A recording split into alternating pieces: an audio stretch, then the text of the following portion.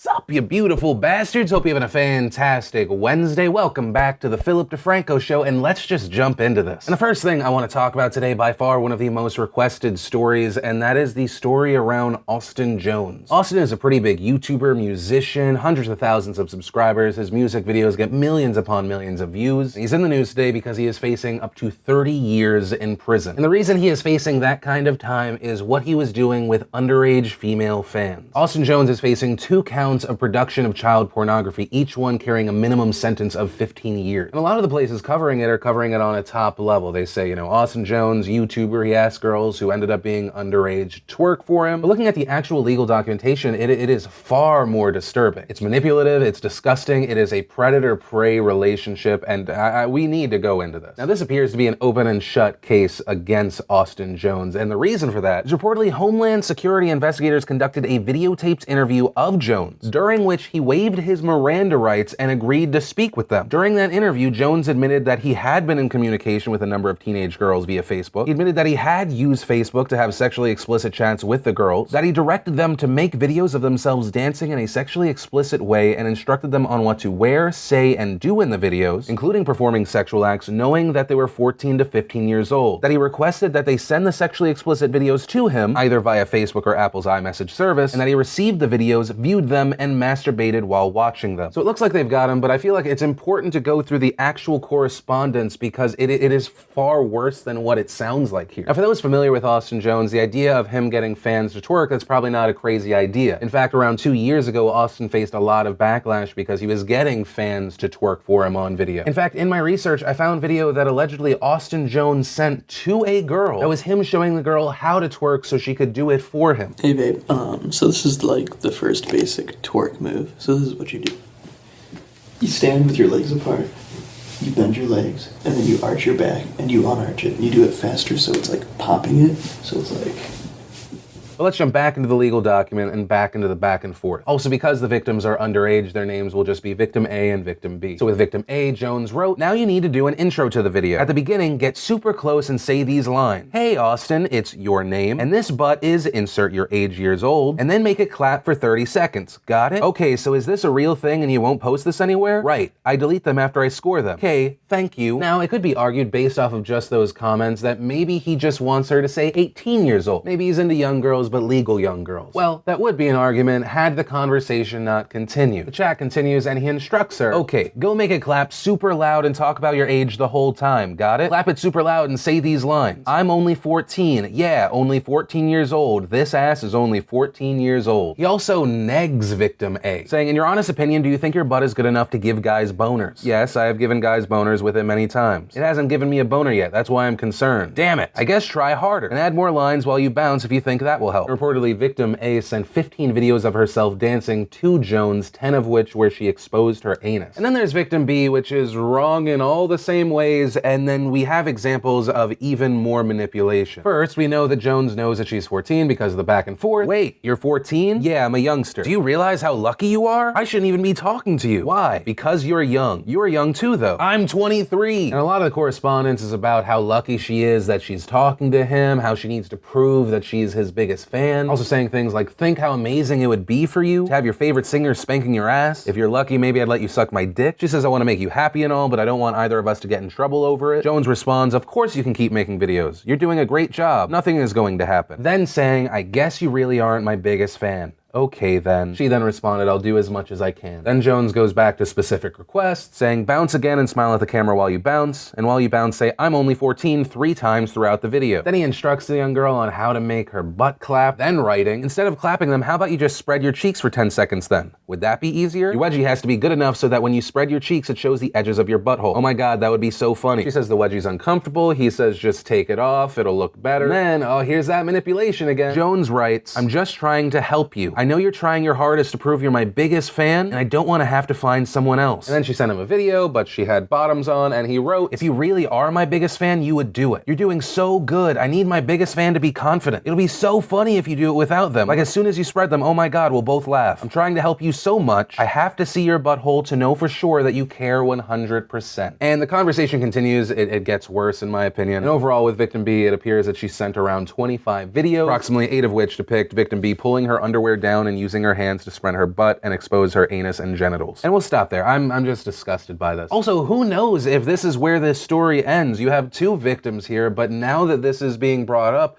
who knows if there are going to be more girls coming out of the woodwork. It looks like he has a history of trying to get sexual things from his fans. We're seeing the 2 examples here. He's admitted to it. There's evidence. Who knows? This feels like this could be just the beginning. And it's even more horrifying to me considering like every time you see a photo of the fans that he has, it's so many underage girls. I mean, just reading that back and forth, I need my biggest fan to be confident. You know he's talking to a child. I need to bleach my brain after this. And what I will say is part of the reason I wanted to talk about this topic is I feel like we need to shine a light on the garbage that does exist on our platform or just is in the world. People need to realize these monsters exist. You have to watch out for your kids. I say that to the parents. I also say that to any of the young people, like anyone that you're looking up to, especially with this whole YouTube generation where the access is far easier. This is an issue, especially when paired with the fact that it seems like there's this small but ever-growing community that is trying to normalize pedophilia and child molestation. It's disgusting. I pride myself as a guy that's open for conversation, but no. The people that do things like what Austin Jones did, the people that try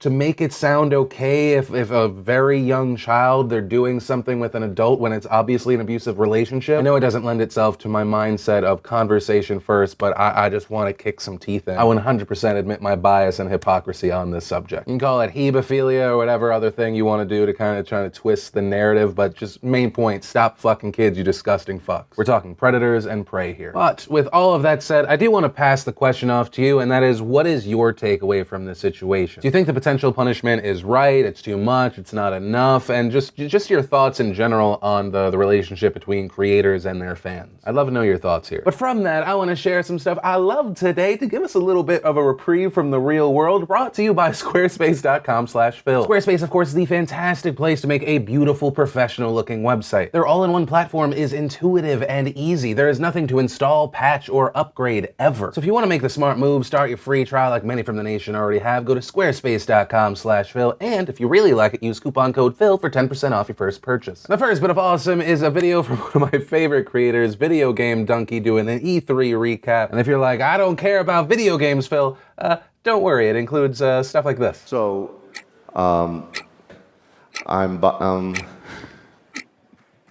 thank you, Nick, for having me. Then I forgot to mention it the last 2 days, but the new Call of Duty trailer looks fantastic. The new Spider-Man gameplay looks amazing. And the new God of War has me sucked in. Then we got the new Honest trailer for Beauty and the Beast. And if you want to see the full versions of everything I just shared, the secret link of the day, anything at all, links as always are in the description down below. And then let's talk about the shooting in Alexandria, Virginia. Today at around 7:30 a.m., a shooter opened fire on several Republican representatives who were at a baseball practice. The Republicans were practicing on this field, the Democrats were practicing on another. According to reports, South Carolina Representative Jeff Duncan said he believes he talked to the shooter in Alexandria, and the man asked, is this a team of Republicans or Democrats practicing? And here's Senator Jeff Flake describing this shooting. We were doing batting practice, and there are a number of members and staff fielding. Steve Scalise was on second base, playing second base, fielding balls, and all of a sudden we heard a very loud shot. Everybody thought that sounds like a gun, and the gunman was over by the third base dugout with a clear view of the field and everybody on it. And then all of a sudden a couple more shots and we knew what it was. And I just remember seeing some gravel, bounce up as shots were coming near us. And so we climbed into the dugout and tried to get our own people engaged. Some people were calling 911. It was at least 10 minutes. Because we were applying pressure to one of the staffers was shot in the leg, and we got a belt out and put that on, and we could see Steve Scalise out into the field. He dragged himself after he was shot from near second base about 10 or 15 yards into the field, just to be, I think, a little further away from the gunman, but he was laying motionless out there. And so I wanted to get to him, but there were still shots going overhead from both sides. And so finally, when we heard that the shooter was down, I just ran low out to Steve and started putting pressure on the wound. And then we, for about 10 or 15 minutes, did that until the medics arrived. Those shot included House Majority Whip Steve Scalise, staffer Zach Barth, Director of Government Relations for Tyson's Food DC office Matt Mika, 2 Capitol Police officers Crystal Griner and David Bailey, and the most recent reports as of recording this video say that Scalise is currently in critical condition. The gunman, on the other hand, had been taken to the hospital for his injuries, but has now reportedly died. And it's horrifying to think of how bad this could have been had Scalise's security detail not been there, and that's something that Rand Paul hit on. I think we're lucky that Scalise was there because this was his security detail. Without them, it would have been a massacre. There would have been no stopping this guy. And we were like sitting ducks. We had no place to run. When you're inside, see, fortunately, I was outside the ball field in the batting cage. Everybody else was inside the fence in the dugout.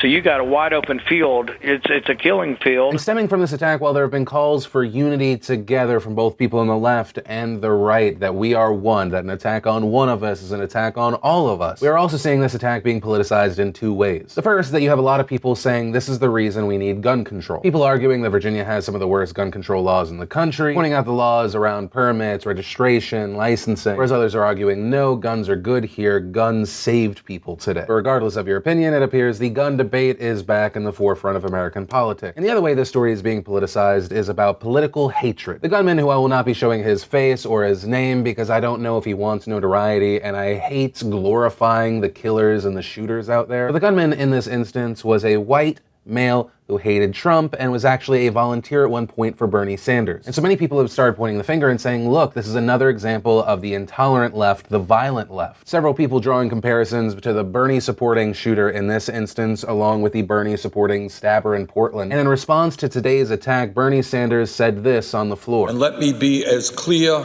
as I can be. Violence of any kind is unacceptable in our society, and I condemn this action in the strongest possible terms. Real change can only come about through nonviolent action, and anything else runs counter to our most deeply held American values. You have Donald Trump Jr. and many others retweeting statements, like this tweet from Harlan Hill, who said, events like today are exactly why we took issue with New York elites glorifying the assassination of our president. We talked about that Shakespeare in the Park play, but people have also pointed out that Julius Caesar is actually a warning against violence. And others pointed out that similar plays in the past had actually had Barack Obama in a similar position. Some going on to blame people like Tim Kaine, who of course has that quote that we need to fight in the streets. Although to me personally, that argument is silly because his full quote is, what we've got to do is fight in Congress, fight in the courts, fight in the streets, fight online, fight at the ballot box. That'd be like if there was a Trump supporter that shot someone and we were like, oh, well, Steve Bannon called this. If you think they're going to give you your country back without a fight, you are sadly mistaken.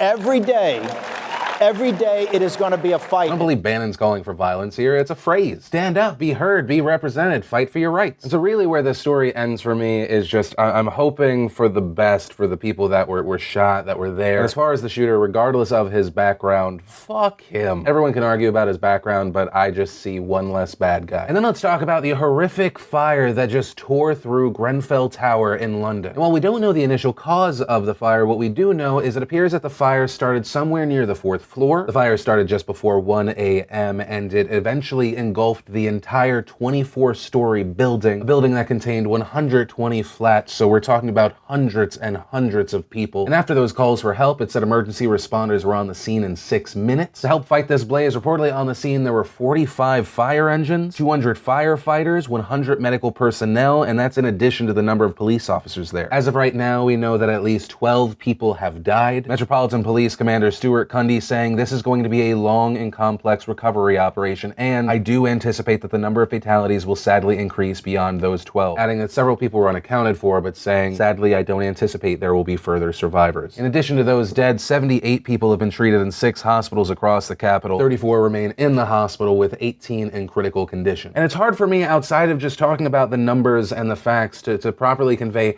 the horror that took place. The videos people were taking from the streets where they were showing people leaving the building and they were pointing it to the building, and you could hear people screaming. The stories of people trying to put together makeshift ladders, or they were just jumping, or they were trying to throw their child to someone in the street. And if you take a look at just any one of the single interviews they get from the people that were able to escape the building, it just tears you apart. This was really horrific. There's people who were jumping out of the place. There's a man who threw 2 of his children.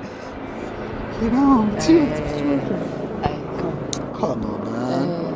That could have. Wow. That could have. We saw a lot. We saw a lot, man. We saw a lot with our own eyes. We saw friends, families. We saw family.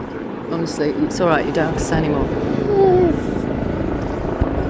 I'm so sorry. And what makes this even more horrible is while we still don't know the initial cause of the fire, it seems like there may have been a way to avoid this. Reportedly, there had been fire concerns for years. Back in February of 2013, the Grenfell Action Group warned fire safety equipment had not been tested for 12 months. The residents group also published an extract from a 2012 fire risk assessment, which found that the fire extinguishers in the basement boiler room, lift motor room, and ground floor electrical room were more than 12 months out of test date, and others located in roof level areas had condemned written on them in large black writing and had not been tested since 2009. And in an almost prophetic post, the group said on November 20th of last year, "It is a truly terrifying thought, but the Grenfell Action Group firmly believe that only a catastrophic event will expose the ineptitude and incompetence of our landlord, the KCTMO, and bring an end to the dangerous living conditions and neglect of health and safety legislation that they inflict upon their tenants and leaseholders." The building had also recently had an £8.6 million upgrade that included a kind of cladding that some people are blaming for the reason this fire spread so fast. And the Grenfell Tower investigation is going to be looking into this. And hearing that it was obvious that maybe this could have been avoided, it makes it that much more painful. Obviously, it's just words, but my thoughts go out to those